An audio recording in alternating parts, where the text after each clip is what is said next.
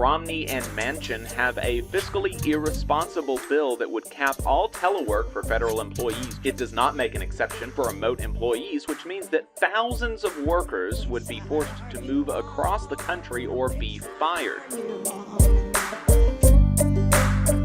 First off, we're going to go ahead and get to last week in Southern labor.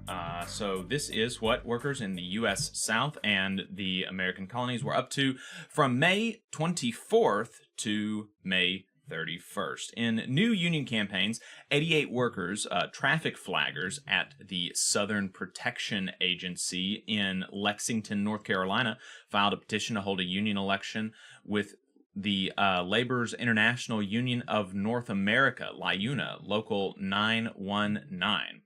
26 workers at Amentum in Beaufort, South Carolina, filed a petition to hold a union election with the International Association of Machinists and Aerospace Workers, IAMAW. 3 workers at Midwest Air Traffic Control Services in Hollister, Missouri, filed a petition to hold a union election with the National Air Traffic Controllers Association, NATCA. 6 workers at Petro Technologies in Broussard, Louisiana, filed a petition to hold a union election with the IAMAW. The employer filed a petition to hold a union election after a majority of the 203 workers at Walsh and Albert in Houston, Texas, demonstrated support for unionization with the Sheet Metal, Air, Rail, and Transportation Union, SMART, Local 54. Workers likely pushed by their employer filed a petition to decertify the United Steelworkers, UFCW, Local 507G-02, as the union representing the 26 workers at Emery's Fused Minerals in Greenville, Tennessee. 5 units at Corporacion Sanos in Caguas, Puerto Rico, comprising of 14 nurses, 2 drivers, 8 pharmacy and x-ray technicians, 23 office clerks, and 3 social workers, respectively, filed a petition to hold a union election with ULEES. 550 workers at Peco Foods in West Point, Mississippi, filed a petition to hold a union election with the United Food and Commercial Workers, UFCW, Local 1529. If I remember correctly, they filed last year and either withdrew the petition or lost the election, so better luck this time. 2 workers at Jones Lang and LaSalle in Washington, D.C., filed a petition to hold a union election with the International Union of Operating Engineers, IUOE, Local 99. 7 workers at J. Pat's Logistics Services in Enid, Oklahoma, filed a petition to hold a union election with the IAMAW, but withdrew the petition in the same week. Workers likely pushed by their employer filed a petition to decertify the Service Employees International Union, SEIU, District 1199, as the union representing the 105 workers at Putnam Company in St. Albans, West Virginia. In campaign updates, municipal workers at the Monongalia County Commission office in West Virginia have been seeking to have a union election with the United Mine Workers of America, UMWA, but so far, the commission office has been obstructing the process. The union is asking for community members to sign a petition in support of the workers' right to unionize, and the union's political committee has rescinded its endorsement of the Monongalia County Commissioner Thomas Bloom in his re-election bid because he voted against allowing an election to move forward. Fairfax County, Virginia educators will be voting in several union elections this week between June the 3rd and June the 10th, the culmination of an alliance between the NEA and the AFT affiliate unions in the area. This is not a merger of affiliates. Rather, they divided the turf and are supporting each other's organizing activities. Workers at Corning in Tarboro, North Carolina, rallied in support of their union campaign last week. They filed to hold an election with the USW 2 weeks ago. Of 7 Corning plants in North Carolina, only 1 is unionized with the Steelworkers Union. According to the new disclosures with the Labor Department, Mercedes hired at least 11 persuaders from 3 different contractors to support their anti-union campaign in Tuscaloosa. The going rate for these types of consultants is $3,200 per consultant per day. The total bill could easily be in the hundreds of thousands of dollars just for the anti-union consultants, not counting all of the labor time that the new CEO put in himself, but we won't know the exact total until next year, when the amount has to be disclosed.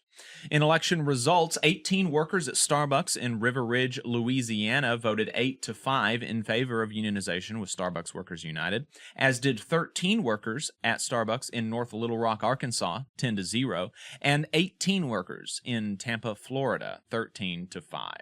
6 workers at Wells Fargo in Fort Worth, Texas voted unanimously in favor of unionization with Wells Fargo Workers United, CWA. 53 workers at 10 Roads Express in Greensboro, North Carolina voted 29-13 in favor of unionization with the Teamsters Local 391. 6 workers at Corson Fire and Security in Louisville, Kentucky voted 2-6 against unionization with the Road Sprinkler Fitters Union Local 669, a UA affiliate. 78 workers at United Natural Foods voted unanimously in favor of unionization with the Teamsters Local 769. 54 workers at Miami City Ballet in Miami Beach, Florida voted 20-31 against unionization with the American Guild of Musical Artists, and 23 workers at Akima Systems Engineering in Panama City Beach, Florida voted 8-0 in favor of unionization with the IAMAW. Hey, 5 seconds, just wanted to say that this is only possible because of our donors. If you want to see more of this, then consider donating yourself at tvlr.fm/donate. In strikes and bargaining updates, municipal workers for the city of Durham, North Carolina, and members of UE Local 150 are rallying at the city budget hearing to demand reclassification of solid waste workers, moving them up one classification title, which would result in a raise. UE 150 says that of the $28 million available to the city for raises this year, the majority is going to cops and management, not the city's low-wage workers. Axios is touting Julie Sue's role in helping workers at Bluebird in Georgia secure a first contract after unionizing with the steelworkers. They cite as evidence for this the Biden administration's green initiatives generally, with Bluebird slated to be the recipient of some $60 million in funding from the EPA's Clean School Bus program, and Sue's personal interventions with management, having urged them to bargain in good faith.